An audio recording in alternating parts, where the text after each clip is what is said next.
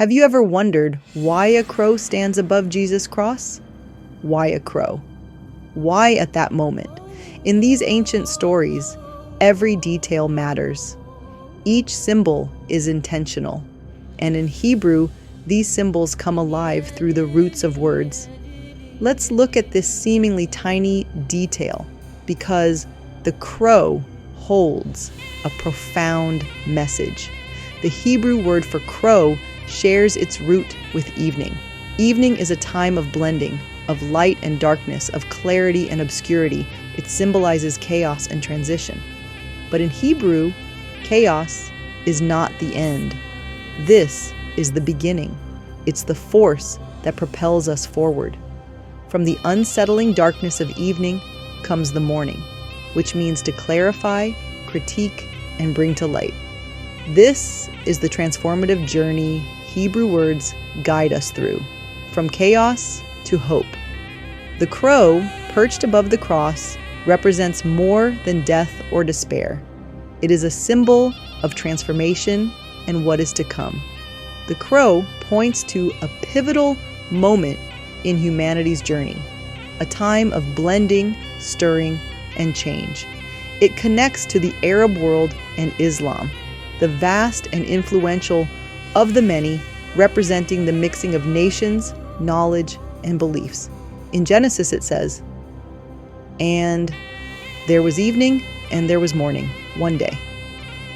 Not the first day. This isn't just about time. Evening symbolizes chaos and transition, morning represents clarity, and the blending of the two creates one unified day. This tension between opposites, the chaos of evening and the clarity of morning, is the energy that drives creation forward. It's the story of humanity, and it's God's plan in motion. The crow standing above the cross reminds us of this blending, of chaos and clarity, of the present and the future. It is a sign of the times we live in, a time of transition and transformation. And just as evening leads to morning, chaos gives way to clarity and redemption. The crow also symbolizes the Arab world and Islam, with deep linguistic connections to the Hebrew roots. The root of crow links to quarter, four, and many. The root of the word is also related to words such as democracy or the majority, indicating the vastness of nations and humanity.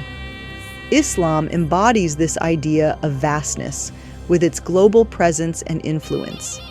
In Islamic teachings, the crow's attributes align beautifully. Its intelligence mirrors Islam's emphasis on the pursuit of knowledge. Its adaptability reflects the principle of moderation, and its strong social bonds resonate with the importance of community. Even the crow's connection to mystery aligns with the Islamic concept of the unseen, the divine will, and the spiritual world. Hebrew words reveal even more. Combine the words for flood and evening, and you get vortex. This is the essence of our world, a swirling vortex of chaos. But chaos is not destruction, it's creation. It's the tohu vavohu, the formless void at the beginning of Genesis, where the Spirit of God hovers, ready to create. Evening represents the mixing and stirring force that drives creation. It is the tension between opposites that makes life dynamic and alive. It's why individuals within a religion, society, or even nature are so diverse, blending perspectives, actions, and expressions. This blending is not a flaw, it's the design of creation itself. The crow above the cross isn't just a random detail. It's a profound message, a reminder of the transformative journey humanity is on. It tells us to embrace chaos as part of the divine plan and to trust in God's process. In Hebrew, every word, symbol, and story calls us to live in the present moment. God's name, Yahweh, literally means reality, the here and now. The crow and the chaos of evening remind us that even in uncertainty, we are moving forward in God's story. This moment, as unsettling as it may feel, is part of the divine plan. It's how the story moves toward redemption and clarity.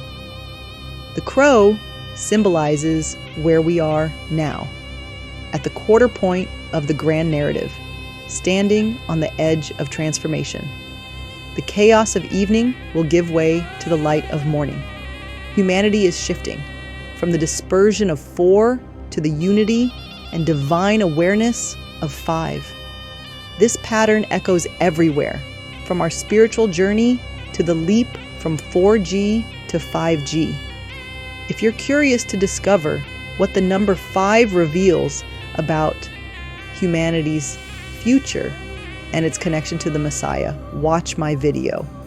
Only 5 books tell the story. The first 5 books of the Torah don't just tell a story, they hold the code for what's coming next. If this video inspired you, share it, subscribe, and stick around. The more Hebrew words you learn, the more these truths come together. Let's explore the wisdom hidden in the words, truths that have been waiting for us all along. In the beginning was the Word, and the Word was with God, and the Word was God.